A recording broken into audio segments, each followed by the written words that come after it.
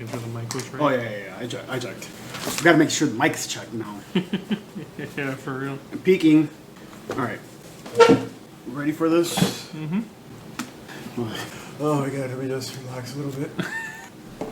Yeah. Are you ready? Yep. I think you're stupid, and I think it's the best book I've ever read. I'm gonna hate you if you actually believe that.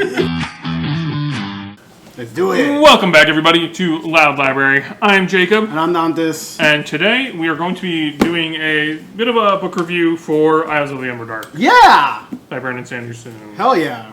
This is Isles of the Emberdark, written by Brandon Sanderson. It was released last year, 2025. It is his Secret Projects book number 5. It is the fourth Secret Project book in the Cosmere. One of them is not in the Cosmere. You don't have that one, but it is, published by Dragonsteel Entertainment, which is Brandon Sanderson's own publishing house line. I don't know what to call it. Agency. Company. Words. And yeah, I like this book a lot. Well, what did you think about it? I thought this book was alright. I don't get you, man. Everyone I talked to, like, I came in with low expectations because of how you were talking about it, and just because of Sanderson. But like, I liked it a lot. A lot of people like it. So yeah, I know. I'm a little surprised at how many people. I want to say I'm surprised. I am a little bit surprised at how many people really love it. Mm-hmm. I do think I think the score is maybe a little inflated because of Wind and Truth. Yeah. But I mean, I think it's still a pretty great story. Maybe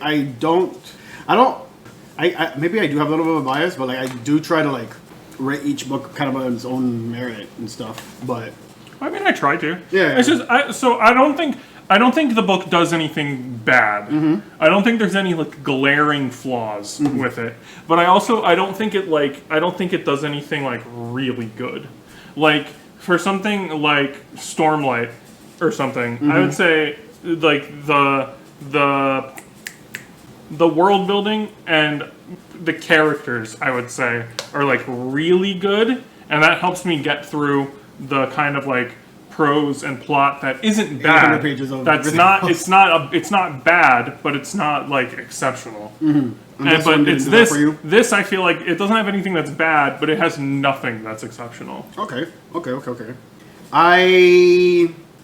I'm not sure if I'm rating it just because of like on like a Sanderson scale as opposed to just a book scale in itself. But I found the world building kind of like pretty damn solid. I liked it a lot. I kind of like the expansion of going into wider Cosmere stuff. And we're going to be talking non-spoiler for a bit, and then we're going to go into spoilers. But for now, non-spoilery stuff. Yeah, I like the characters. I like the world building. I enjoyed the pacing a lot, and because it didn't feel like it overstayed its welcome. The only thing that I see that there's a little bit of discussion about is the first part of the book where with the short story. Yeah. So yeah.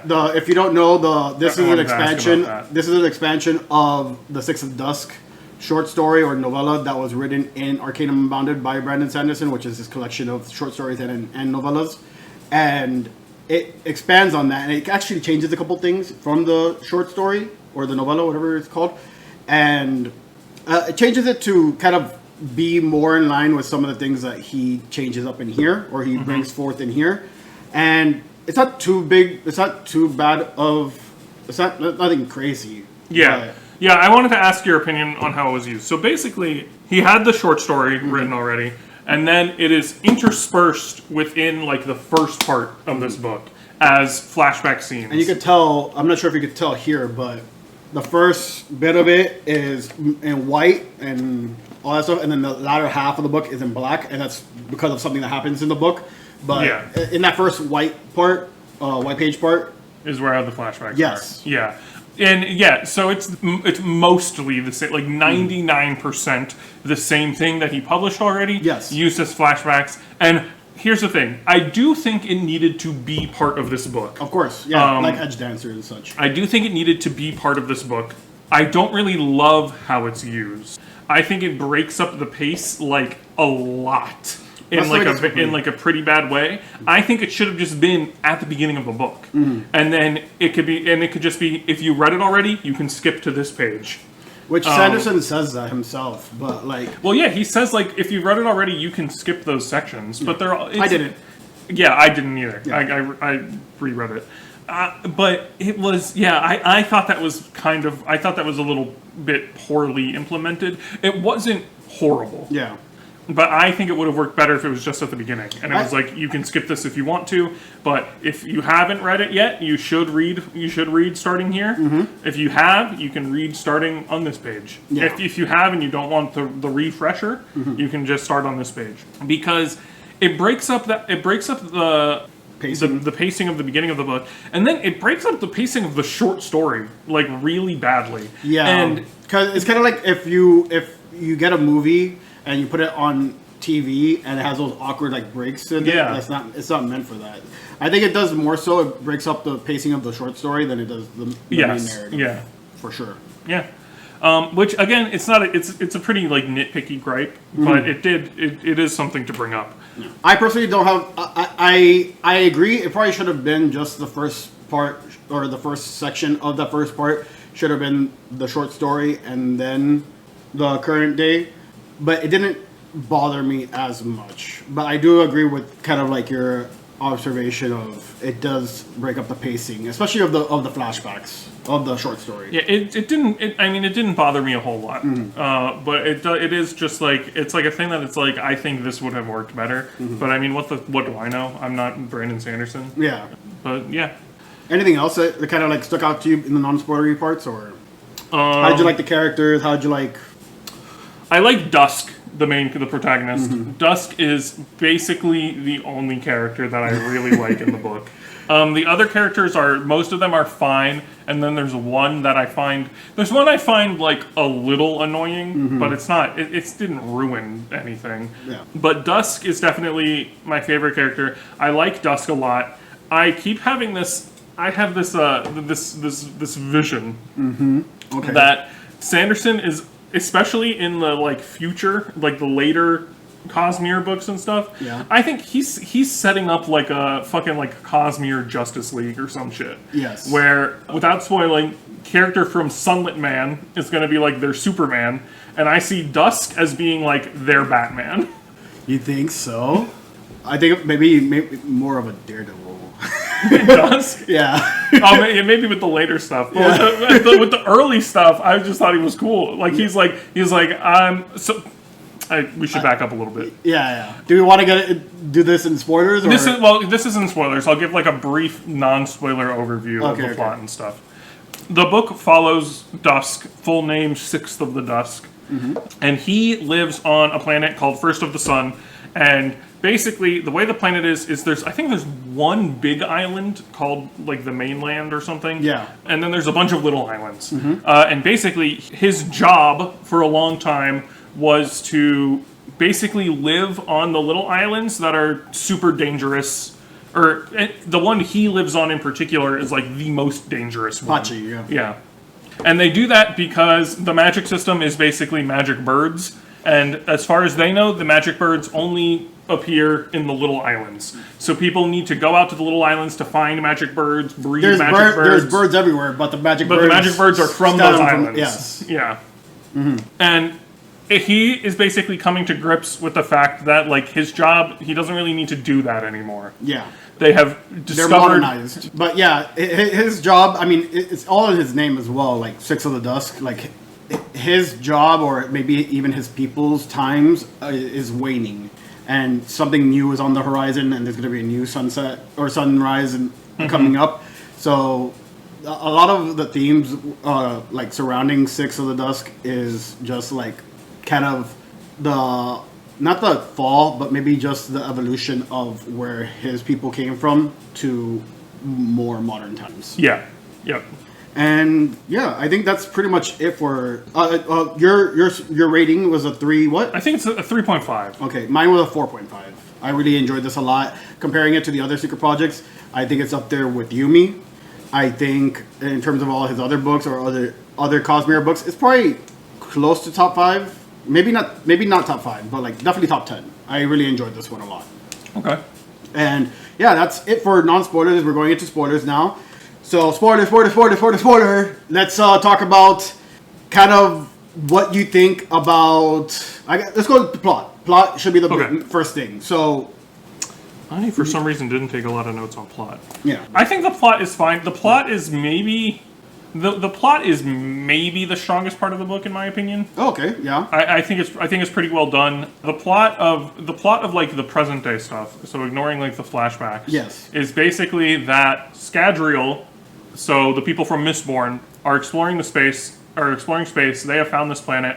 They want the birds. Yes. They want the magic birds. Yes, because of the form of investiture that could actually be taken off planet easily or replicated easily. Yeah.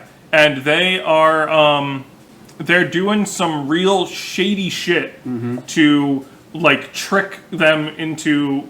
basically trick them into, like, being colonized by Scadrial. Yeah. So, just really quick, Scadrial and some of the, I mean, even Roshar is... I was going to get to it. You see one. But Scadrial and all these other Cosmere planets are more advanced in technology, while First of the Sun is more primitive. They're just starting and it's industrialize. It's mostly because a Scadrial ship crashed on the planet. Or something. They've given them some technology. Yes. Yeah. And it's kind of a form of a manipulation. It's yes. kind of like there's heavy themes of colonialism going on here. And this is partly why First of the Sun is kind of like pushing forward into an industrialized, more advanced civilization. And yeah, like you mentioned, Scadrial is definitely is doing some shady stuff with this. And I think, just kind of like going off topic a little bit, I think Sanderson does a really good job with addressing the topic of colonialism in this book. I think he does a pretty good job. I don't think he fumbles it, at least. I don't think he does anything bad. I think he kind of oversimplifies it. Yeah. And stuff, but yeah. So basically, Scadrial, they want the birds, and then someone in Shardplate from Roshar shows up on the planet and is like, "Hey, we want the birds too. If you join with us, you can keep a couple of the birds, but we're gonna get most of them. Yes. But at least you get to keep a couple." And then he fucks off, and Rosharans don't really show up for the rest of the book. Yeah, never show up again. But basically, it does introduce these people to, like, oh, there's wider stuff at play. There's multiple people who really want the birds. The birds must be important. We can use that as some leverage. Yes, and all these other like Cosmere advanced civilizations they kind of have like a Star Trek thing where they're not supposed to be directly influencing, but obviously some people are not playing by the rules. And it's not more because of like the greater good. It's more because they don't want to bring on the ire from the other planets and stuff. It's more like that's why they can't go in directly and kind of like influence things. But basically the Scadrians are like, if we take over this planet, Roshar is going to come and fight us for it. But if they join us willingly, that Roshar can't do anything about it. Exactly. Yeah, which I think it's actually really funny that. It's not funny. It's fun to see the Scadrians and the Rosharans like be the bad guys. Yeah, especially the Scadrians in this book. Like the main antagonist is a Scadrian, and it's fun to see. It's just I would say the wider Cosmere stuff is like the most fun stuff in the book, especially in the latter half of the book we get a second narrator who is very connected to the wider Cosmere. It is Starling, who is a dragon who, as like a punishment, isn't allowed to be a dragon. So the dragons in the Cosmere can like turn into humans, like they turn back and forth between human form and dragon form. And so she's basically stuck in human form as a form of punishment. Yeah, she's manacled in human form. And the dragons in the wider Cosmere stuff, we know they exist. We've only seen one dragon. We've seen a couple. Oh. I'm not sure. I haven't read Era 2 or Sand. No, White Sands. So, slight spoilers. You can beep this out.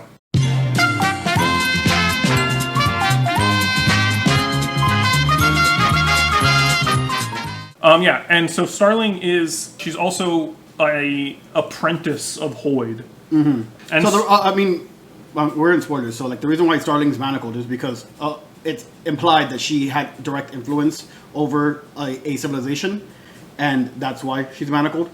While the dragons themselves, they're supposed to be more idealized, as like gods and not have direct influence or direct like a hand on this Yeah, stuff. they're supposed to be like isolationist, basically. Yeah. They're supposed to be revered and not really have any direct hands in worldly politics or anything that's going on. But Starling seems to have had a direct hand in something. Which did they say that it led to the death of Nash? I don't know. Okay. No, because we've seen Nash before. No, yeah, but we haven't seen him in the shade. Yes. Oh, have we not? No, I think Starling is the reason why Nash is. Oh, okay. Yeah. Oh, maybe. I don't remember. But okay, so that's going a little off topic there, but yeah, that's kind of the deal with continue on with Starling and her side characters. Yeah, so, and then so she has this like spaceship crew of people who are like from all across the Cosmere. Yes, so like she has a Scadrian, she has a not really part of her crew, but on the ship with her is a Sleepless. Yes. And then a couple, at least one like newer thing is, I don't know if this is the first time it's introduced. The Grand Apparatus. Yeah. Well, I know we've heard of the Grand Apparatus before, but we don't know. We've never seen these. A character is introduced who is like this, almost like bird-like humanoid. What's his name? Zeke or something like that. Something like that. Yeah. And it's basically said that like his people are like bred and controlled. Yes. By the Grand Apparatus. Yes. I'm trying to find the art for it. Oh yeah, there is art of him. Yeah. And then there's Nash, who is a character that has been introduced before. He is from what's it called? This is Starling. She's very pretty. He's from Nash is from Threnody. Threnody. Yes. Which is the planet that the short story Shadows of Silence in the Forest of Hell takes place on. This is the crew. Yeah, so that's her crew. So this is Starling over here. You have the Zitzi, the bird-like person. You have the Scadrian. You have other people there. The artist. Yeah, there's just everyone else is here. But yeah, that's her crew right there. So yeah, you were mentioning there's the Sleepless, Chrysalis. There's Zitzi from the Grand Apparatus. There's Ed from Vax, which is another planet that we haven't heard that we know about because I think it's the oldest planet or one of the more isolationist planets. Leonore, which is a pilot, and she's Scadrian. She's Malwish Scadrian specifically. Yes. Yeah. You have Ditto. Nash. Oh. Ditto, which is she's the engineer, and Naj. Oh, and the engineer. She's like an elemental kind of type thing. She's like an aether being or some shit. Yeah. I think they call her artisans or whatever. Something. Yeah. Yes. She's like made. I don't know if she's made from. She has something to do with like the aether, which is the spores you see in Tress of the Emerald Sea. And then Nash is from Threnody, and Nash is specifically a Threnodian shade. I don't know what they're really called. Yeah, so Nash is... He's the ghost. Well, first of all, he's also the person that does all the maps for all the worlds in all the Cosmeres. So that is Nash's role in the wider thing. It's and any other like... is usually Nash and Chris. Yes, the only other times that we've seen him, I think, has been with Chris. Yeah. And then also, big thing is that Naj is no longer alive. He's a shade. That's the biggest thing. But, yeah, that's the crew. We talked about Six of the Dusk already. The other person that's kind of, like, prominent from First of the Sun is Vathi, which is the woman that he connected in with the short stories. Yes. And she's the leader. Yeah. She's like the president. I think she might literally be called president. I think so. Or she's attempting to become president. She's the leader of the planet, basically. You have Dager, which is the Scadrian, the Malwish Scadrian. That's the main antagonist. Yeah. A couple other people that they kind of talk about is Hoyd. Obviously, he appears in flashbacks. Yes. And you have Zitzi's, who's a dragon that has appeared in other Cosmere stuff, that he appears. And then I wrote down the Dakwara, which is the main entity thing from the main godlike creature, the big giant serpent thing. Oh, okay, yeah. It's very like Ouroboros, kind of, right? Yeah, it's like a big serpent, I think. Oh, by the way, how it came off to me. We didn't mention, but like the art here is very, very, very well done, and it's done by Esther Hielani Kandari. Yeah, I really loved the artwork that she did in this, and very enjoyable, like super pretty. Yeah, you have very cool artwork here. So yeah, you were kind of mentioning that Starling with her crew from the dynamic. Starling has now taken over the ship from Hoyd. This was Hoyd's ship and Hoyd's crew before, and then Starling is now after Hoyd goes off to do his own thing.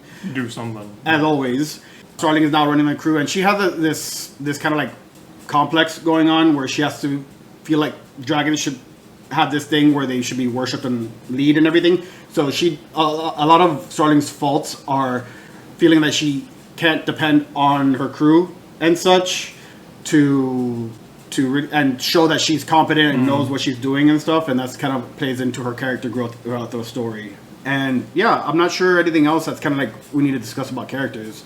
Anything else you want to bring up? I guess just what did you think of them? I think for the most part, I thought the crew was very fun. I loved kind of seeing like the different worlds and how they interact. It's fun that you're seeing all these, especially if you're more well read in the Cosmere, all these different worlds kind of connecting with each other and seeing how they kind of intermesh with each other. I don't find them to be as grating. Starling wasn't as annoying. I think her chipper, optimistic personality was fine. I didn't really care one way or another. And maybe that's because that's just how I understand Sanderson writes his characters, especially the ones that he enjoys more. It seems like all the characters he seems to enjoy, he seems to write it in this type of way, like Lift and such. Kind of, yeah. But yeah, I didn't really have an issue with them. Gager was a little bit like mustache twirly, a little bit. Dusk, I think, was the best one. I kind of liked the growth that he kind of goes through and his understanding of what he represents. And I really like the Polynesian themes behind Dusk and his understanding of his role and what the possible role his planet can grow into. So yeah, I enjoyed all of that aspect. Yeah, I definitely like Dusk a lot. Starling is the character who kind of gets on my nerves a little bit. Okay. I just think she's a little annoying. I don't know if it's just... Yeah, I don't know. I just think she's like annoying and cringe, and I'm not someone who doesn't like chipper optimistic characters. I like chipper optimistic characters most of the time, but there was just something about her. I just think she's kind of cringy. She has a I don't know if it's an actual magical power or if it was like tongue in cheek, like calling it a power. But they say like she like sees the best in people, but they make it seem like it's an actual magical ability. That like, she can see, but I was a little lost on if it actually was a magical ability. But like apparently, I didn't she really can, like that. But, okay. But maybe who knows? Who knows what Sanderson But yeah, anymore. but it said like she sees the best in people, and it sounded to me like it was a magical ability that she gets from being a dragon. Maybe I don't know what I'm talking about. And it was just kind of cringe and stuff. The way she like interacted with people, it was fun. I guess seeing her with Dusk, who's a very like a gruff person, gloomy. But he's not like they don't foil each other like super well. No, because he's not particularly like pessimistic or anything. No. He's just like kind of serious all the time. Yeah, he's dour. And what Starling was a little bit too. It was just weird. I didn't really like her. Her crew is fine, but I also felt them to be a little. I don't know how to put it. They're very Whimsical. young adult. Yeah, that's what it feels like a lot too. He does, as he's getting more modern, it feels more young adult, his writing. And then Danger, I didn't really love as an antagonist. I didn't like him either. He's better than the antagonist in Sunlit Man is probably my least favorite antagonist that Sanderson has written. Yeah, and Danger's like a close second. Oh, okay. I didn't find him interesting. I didn't find him particularly menacing. I found him just kind of a little pathetic, actually. Yeah, he's bordering on incompetent. And it took a lot of the, at least in my opinion, it took a lot of the like tension out of the narrative. That Danger doesn't really seem to be all that threatening. Yeah. But yeah, and then it's just, I guess I don't want to get too bogged down in this, but it's just something I feel like Sanderson's getting bad at writing bad guys. I don't know if you get this feeling. Do you think he does more poorly with bad guys in like standalones as opposed to like being able to flesh them out or at least have a better grasp of their motivations throughout series? It could be that, but I mean, I like the bad guys in Warbreaker, and that's a standalone. Yes, I like the bad guys in Yumi, although they're not the best bad guys that he's written. More like society. But I'm just thinking like of the recent stuff he's written, like Wind and Truth. Didn't he's the bad guy for that whole series, and then I don't like him in Wind and Truth. And then I can see that. Danger, the bad guy from Sunlit Man, the villain from Tress, I don't particularly like. Like, I feel, I just feel like it's like going down his writing on antagonists. I feel like is going downhill. You think it's like edging into like the YA category? It could be. I just feel like especially in the Secret Project standalones, the bad guy, the antagonists are getting like increasingly like Cartoonish, caricaturish. like yeah, cartoonish, but like not in like a cartoonish evil way. It's like they're getting cartoonish in like a pathetic way, and it's just a weird trend I've been noticing. Yeah. But I hope it doesn't continue, but only time will tell. Yep. Let's see. What do you think about the world building? The world building is good. Yeah. What do you think about? So, just kind of part of the plot is that Dusk is on his planet versus the sun, and then he travels into kind of Their Shadesmar. Shadesmar, which is the wider thing is called, I guess, the Emberdark, right? Yeah, that's what they refer to it as. Oh, yeah. okay. I wasn't sure if everyone everyone referred to it as the Emberdark. They refer to this area as the Emberdark. That's what it was. Oh, okay. There's like this area that's like hard to navigate. Oh, okay. That I believe they call I hope I'm getting that right. That they call yeah, the Emberdark. Yes. So the difficult to navigate sections of Shadesmar is called the Emberdark. Dark. And it's where this planet is. Yes. That's also part of the reason people were coming to this planet in the physical realm. Because they feel like they're the perpendicularity yes. at this planet. Yeah, exactly. And they feel like if they could get to that perpendicularity from Shadesmar, they wouldn't be violating a pact, or they wouldn't be violating something. I don't know what it was. Yeah. The like space politics was a little hard to follow. So I do think the world building was good. I like the world building of the planet itself, First of the Sun. I think is really good. And the wider Cosmere stuff is interesting, but I feel like, especially in I feel like, not even just in the back half, but mostly in the back half, the wider Cosmere stuff, I feel like really overtakes the book, and it doesn't let... It takes away from the world. It doesn't let the cool world like really shine. Which is, I guess, some people like that. I thought it was okay, but I kind of wish we got more about the world. Like, with the magic birds, we see, like basically they say, like, depending on, like, what kind of bird it is and stuff, it gives you, like, a different power. Some of the birds that we have here are Sock, Roke, and Cokerly. Cokerly, yeah. And so, I think it's Cokerly is really cool. Cokerly, like, lets Dusk see if like something dangerous is about to happen. That's Sack. That's Sock. Yeah. Okay. Sack is the one that sees helps him see death visions. Rogue helps him from mental attacks, and then Cokerly helps hide him from mental probing. I thought. Okay. Helps hide his mental activity. Yeah, but I thought. Okay, maybe I'm wrong. I thought Roke and Cokerly did the same thing. Cokerly, they do. Yeah, they do mental stuff differently, but Rogue specifically helps block him from mental probing, and then Cokerly just helps his mental activity kind of like be hidden. Okay. Yes, it's slight difference. I looked it up on Coppermind. So that's okay.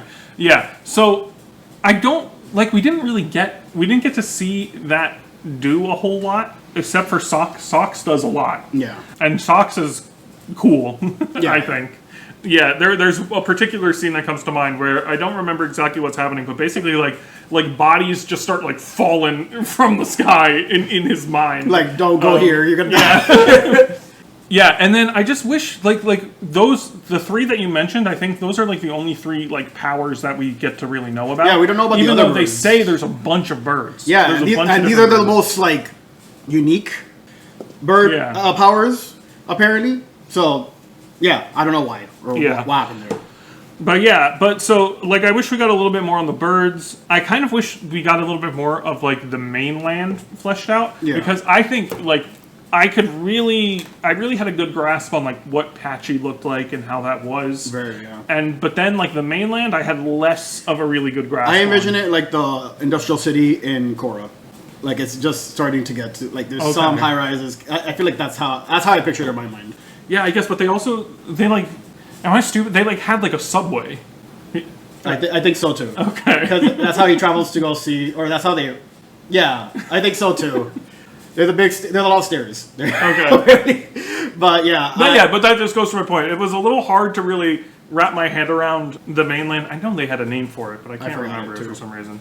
But Patchy, I thought was really well done. the jungle of Patchy and how like dangerous that felt and everything. Yeah, of course. But what did you think about the world? Do you agree with me? Do you disagree? Yeah, I really do like Pachi. I really do like. I like you. I wish we got more of the mainland and more. I'm not sure if it's just my expectations or what I wanted versus what the story he's trying to tell. Mm-hmm. So, I wish there was more exploration of the world that it was set on. Kind of like you. But the wider Cosmere stuff was entertaining enough for me to kind of just be like, oh, this is cool, this is interesting. I just wish we got a little bit more. I felt that. Yeah, I agree with that. And the parts on the planet is a lot smaller. Not a lot smaller, but it is smaller than the Emberdark. Yeah, basically, when the pages turn black, is when he like 6 goes into the Emberdark. 6 crosses over into the Emberdark. Mm-hmm. Yeah, and then it kind of like stays that way for the rest of the book. Yeah, because he's in there for most of the rest of the book, and then it turns white again when he's out. Yes. Yeah, the Emberdark stuff was cool, but again, there's like these giant snake things in the water. But the Emberdark was also a little hard to visualize, even though that's not really something I do much. But I like having kind of like an idea that I can like reference. I imagine, and this is where I'm kind of like confused by it. Like, there was a lot of water, and I thought everything in Shadesmar kind of was inversed, where the world like. I think it depends on where you are. I thought, yeah. So there was a lot. Like, I legit just envisioned him in like a canoe type thing, like kind of like Moana, just like a canoe thing with like a little bit of like glow in the dark ripples around him, and everything else is black. Yeah. And maybe his hands are glowing. That's kind of how I guess. Yeah. That's how I pictured it too. But yeah, anything else kind of like regarding world building? No, we can move on. Okay. I can't think of anything else. Yeah, I mean, everything else is kind of very solid. I think the last thing I want to talk about regarding Isles of the Emberdark are the themes, which kind of mentioned colonialism and industrialization or modernization. Progress. You could call it, yeah. Yes.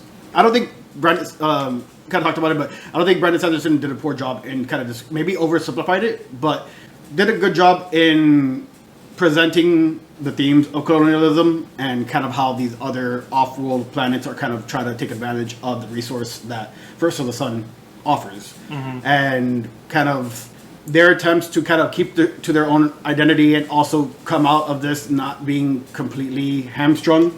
So yeah, I guess what I'm thinking of where I'm like he does like a pretty good job is because even though it's oversimplified, it's kind of like it's more of it made me feel like it was more of like a realistic solution than it was like a good solution, I guess. Okay. Because basically the Dusk's people kind of like get lucky that Dusk discovers a power that makes him and other people like him very valuable. Basically, he stumbles across a power that lets him the Emberdark, this section of the cognitive realm that nobody can get through. He discovers this power that lets him get through it. Yeah, he's able to navigate. He through it. and only he can navigate through it. Yes, and then he also can teach other people how to do it. Other trapper type people. Exactly. Other people like him. How to do it, and that makes these people very valuable, and that kind of lets them kind of keep their independence. Yeah, that they can leverage this, like, oh, this is a secret knowledge. Like you could have taken our messenger, but like that you guys really need this secret knowledge, and we're not going to give it to you unless like you work with us. We're not going to give it to you if you conquer us. Yes, but then but it's kind of like they're still. Like, they still have to work with them. Like, they're not completely... At least, I guess, like, they're independent, but, like, it feels like they're not, like, completely independent. Well, that's kind of, like, into the whole, like, progress and modernity of the Cosmere itself, is that you're not... Now, it's very difficult to be isolationists. In that aspect. So, there's really no way to remain isolated when everyone else is now being connected. Yeah. So I don't find that to be a fault. Like, I understand what you're talking about, where they could have maybe had a little bit more independency, but I think that's more, like you mentioned, more realistic in a solution for this book. Yeah. Yeah, I just get the impression that it's. I mean, I think it's a good ending. I don't think it's amazing, but I think it's a good ending. Yeah. And I get the impression that it's going to be the ending that I feel like a lot of people don't want to see. but I think it's a good ending. Yeah. What do you think about these things? I mean, kind of just seeing everyone's kind of reactions to Other Than Emberdark, I think they liked the ending. Okay. Yeah, so seeing everyone kind of enjoying it, or just enjoying the book in general, they seem to like really enjoy it. And this is from people that either liked Six of the Dusk or didn't. They all kind of like enjoy how this book wrapped up. So, yeah. All right. I think that's pretty much everything that I have to talk about. Anything else that you want to discuss regarding this book? We can talk about writing if we want, but it's there's not much to go into. It's very just like standard Sanderson prose. Yeah, let's talk about like you mentioned that Sanderson's writing is kind of, you're feeling that it seems to be getting worse. I don't know if worse is the right word. It's getting on my nerves like a little bit. Yeah. Like a little tiny bit. Do you think it's becoming more simplified in kind of... I do. Mm-hmm. Because when I'm reading, like, I love Yumi and the Nightmare Painter, but even reading Yumi and the Nightmare Painter, I'm like, this doesn't feel like the earlier stuff. This definitely has a different vibe, and it can be hard to put your finger on. It's hard for me to put my finger on what exactly is different. Yeah, but one of the things I talked about, like, I'm not sure if it's because as the Cosmere becomes more modern, that if that's what's influencing, like taking away the fantastical elements of these worlds, and that's what's making it seem like it's more simplified. Yeah, but I mean, like, I get that, but I'm thinking, like, I feel it in like the writing itself. Okay. Like when I went back and read the early Stormlight books, I'm like this feels different than what he is writing now, and it's hard. Like I can't really put into words like why, but it's a different feeling that I get when I'm reading it. Yeah, and it's not just that I've changed as a reader, because I went back and read the Stormlight books and I still felt like that was different. So I did the same thing. Like I know Sanderson is like, it's always been like this, and I'm just like, no, it hasn't. Yeah, but it's hard. It's so hard to put into words like what it is. Like if Sanderson was like, what can I do better? Like I don't know what I could tell him. Yeah, I don't know. Like you, I'm feeling that more of his stuff has not hit as well recently. Where, like you, I really, Warbreaker's still my favorite Cosmere book. All his early Stormlight stuff is really good. The Mistborn books the first era of Mistborn feel really good. Yeah, there's something that's different, and I'm not sure if it's just like, if there's a veil that's kind of like being lifted from our eyes, because I still feel that way with the earlier stuff, and I'm not sure if nostalgia kind of plays a role in that. And my theory, and I'm not sure if it's correct or not, and kind of what I mentioned, is that I think as he's getting into more modern stuff and more into the stuff that he wants, the direction that he wants the Cosmere to go to, it sounds more like an overexcited child showing you their artwork than it would an adult, or like would someone that's kind of proud, like a more mature person proud of their work. It's like, oh, hey, look at this, like he's just kind of like, that's what I'm trying to get at. Like he seems like he's stumbling over himself, and I'm not sure if it's his self-imposed timetable that he's kind of like put on himself to like complete these works, because he realizes that he's not going to be able to get it all out. Yeah, I'm not sure how to fully explain the shift in his writing that doesn't seem to land as well as... I'm not sure if it's just the tone that he's putting these books as compared to some of the other works that he's put out. Yeah, I can't really pinpoint what exactly is going to help Sanderson in improving that aspect that seems to slowly be slipping away from his grasp. I have like a crackpot theory. Yes, but it's love like, that here. It's completely, there's no evidence to support it. It is just, it's completely vibes based. Okay. Do not take it seriously. But my feeling, my feeling is that when he was writing his early stuff, so when he was writing Elantris, Warbreaker, Mistborn, the first Stormlight books. Yes. I think he did not have... He was not consciously trying to produce a style of prose. He was just writing as he wanted to write. Yeah. He was not consciously trying to produce a style of prose. Then I think as more people found his books and more people started reading them, more people started criticizing the prose, and he went, no, the prose is supposed to be bland. It's supposed to, you're not supposed to notice it. It's supposed to be window pane prose. I hate this. It's supposed to be bland and you're not supposed to notice it. And then I think he has just really leaned into that. Yeah. In a way that I think is detrimental. Yeah. That's what it feels like. Again, this is just fully vibes-based. I have no evidence for it. But that's the vibe I get, because I feel like it's the early books that are really good. I feel like he got critique and he's like, no, it's supposed to be like that. Sure. And I think he should have just, I don't know. That's just what it feels like. I mean, he does seem like he does seem to hear a lot of what's being said about him. Mm-hmm. Whether he addresses it or whether he receives it poorly or not. Well, I think he's... Or graciously. I know there's been a lot of like drama around his reaction to like the Wind and Truth stuff. Mm-hmm. I think he's moving in a good direction. No, yeah. I think I saw a video, or I saw or heard something recently of him talking about the reaction to Wind and Truth, and he was like, recent? Yeah, okay. More recent. He said like the stuff like dating versus courting was just like a genuine mistake that he didn't catch, no one else caught it, and he like regrets that it was a mistake that happened. Yeah. Type of thing. And so like I think that is a good I think that is good. That he's not like, no, it's getting more modern, like the stuff is happening, like he was initially saying. Yeah. He was like, no, the dating and courting thing I get, that was a mistake. Who do you think was the Rosharan that was in this book? Do you think we know them? I don't think we know them. Okay. You think it's that I think it's just a random person. Okay. Yeah. I think if we knew them, I think people would be talking about who it is. Oh, okay. And I don't think we know. Do we know what order he's from? Did they say that there's a shard ship?